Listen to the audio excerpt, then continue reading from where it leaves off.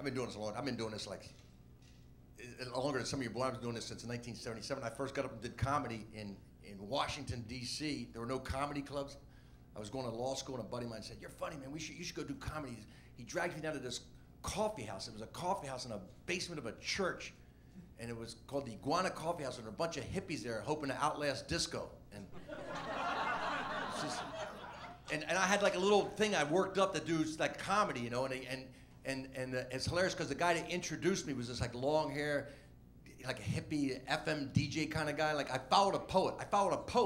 I got the tape still, and the poet, his last line was, "Like the mango, we are ripe for the revolution." That was my opener. That's what I followed. And the guy introduced me. The guy who was running the show, whatever it was, introduced me. Goes, "This next guy is going to try something funny." Like I'm going to try to pull something on him. Be careful, man. Hold your wallets. He's going to try something funny. I get up there. My first heckle, I started talking. My first heckle was two guys were playing chess down front, and they went, "Shh." That was my first heckle. I did like 5 minutes. I got one reaction. For the whole 5 minutes, I got one reaction. One guy went, "Huh," like that. That's all I got. Not a full-on laugh, just one, "Huh," like he was going to start laughing, no one followed him, and he quit. That's what happened. But I went back to my room and I played the tape over, like, you know, like I just looking for a clue, like why'd he laugh? Like I was like the Zapruder film. I'm like, what happened here? I saw the head snap back, and I don't know what happened, but somebody laughed. But my first joke, that was like the first joke I ever wrote that got a reaction was, I said in sports you can always tell who's going to win just by the introductions. Like in professional wrestling, you can always tell by the introductions. They'll go, in this match from Hackensack, New Jersey, 185 pounds, Ed Arnell. His opponent from parts unknown, 795 pounds, Haystack Calhoun. It's the same way with high school sports. In the 130-pound weight class from Oakcrest Regional High School, two-time New Jersey State champion, two-time Christmas tournament champion, undefeated senior Bob Siraki. His opponent from Pennsville High School, former student council treasurer. And that was the first joke I ever wrote that got a laugh. And I was like, and I was doing it, and there was no place to do comedy. I was like making my own places up. I was just going in like coffee houses, and friends of mine had a band, and I was going into band breaks, and my buddy who got me to, he was like my first agent, but he was just not really agent. He says, I got a place we could go perform. It's down in Southeast Washington. It's called the Gay Cabaret. And we were like so unhip. We had no idea. We just thought like 1890s, you know, like gay cabaret. Like, oh, they're like hey, hello. We had no idea it was a gay place. It was like, you know, homosexual gay cabaret. And then we get down there, and the guy who's there sees us. He goes, look, I got to warn you guys, that's talent night, but it's ladies' night. And we both, again, we're so idiots. We're like going, ladies' night? This is fantastic. We love ladies. So we go in, and of course, it's all lesbians. And this is back before, like, they weren't out. This was not like Ellen, everybody out. It was secret. You know, it was like 1877. People were still hiding. And I go, they introduced me, and I walk up, and it was like, you know, you're on stage sometimes, a comic, you know, maybe you don't know this, but sometimes a joke doesn't work, you feel a little chilly. This was getting sub-zero, like, I mean, they're just glaring at me, and I just have a little act to do. I just, like, go from A to B, you know, it's like, and then my dad, and I'm just doing this, and they're just staring at me, and at some point I realized it was really bad, and I blurted out, I said, well, I guess I'm your worst nightmare. And they laughed, and I was so stupid, and early in, I didn't know that was the biggest laugh I was going to get. But I looked at it as encouragement, like, go on, do some more, joke boy. So I start talking again, and a woman sitting right up front just stands up, walks on the stage, grabs my arm, and leads me off. Didn't say a word. It was like a mercy killing. She might as well come up with a 22 and put it back on my head. It's better this way, you know. Yeah, just he didn't even say get off the stage. He just said, let's just take him off. It's better, you know.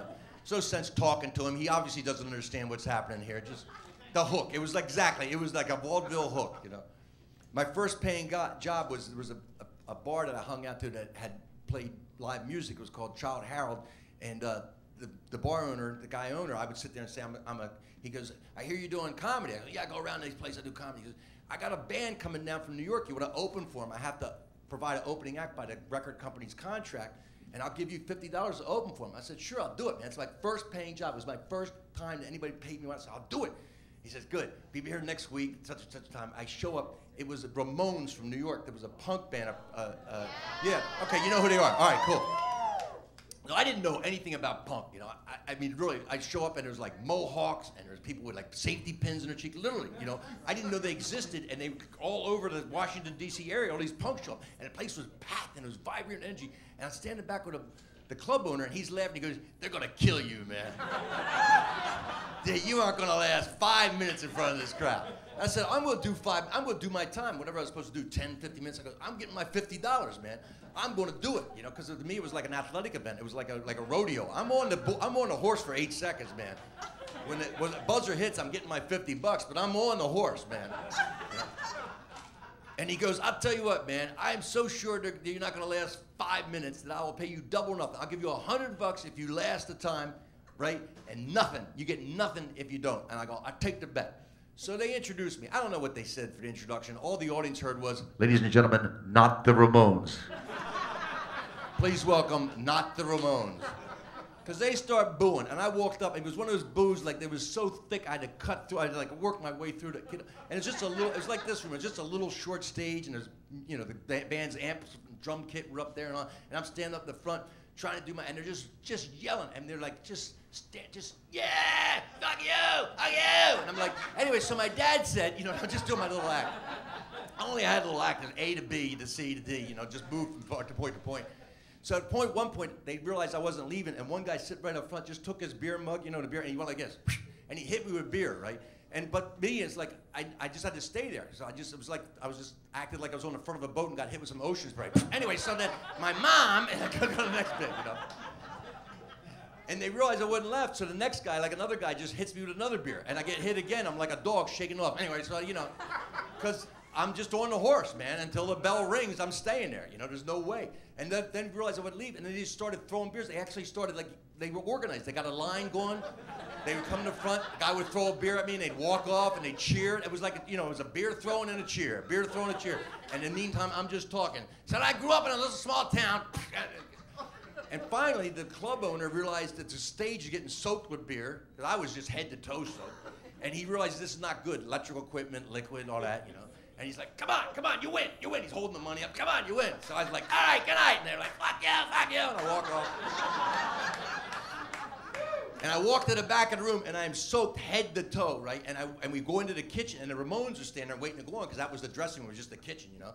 And they're standing there with their guitars and all, and they see me come in, and I don't know which one it was. One of the Ramones looks at me and goes, cool act, man. Like, that's what I was the human beer sponge, you know? That's what I do. I'm like a circus geek. I go, they throw beer, I get money, I go home. You know?